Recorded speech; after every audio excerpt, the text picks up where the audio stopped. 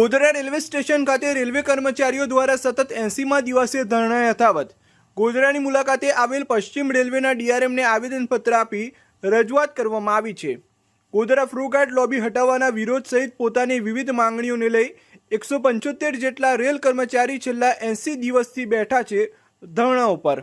જો કે આ પારિવારિક મામલો હોવાનું જણાવી railway division manager Raju Prabhakar Bhadke દ્વારા સમગ્ર મામલે બોલવાનું ટાળ્યું હતું।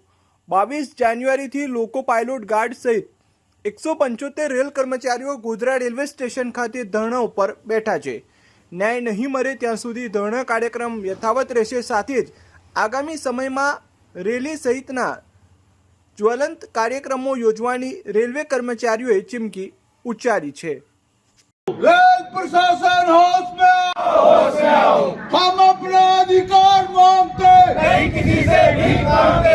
हम अपना साथ जिंदाबाद जिंदाबाद।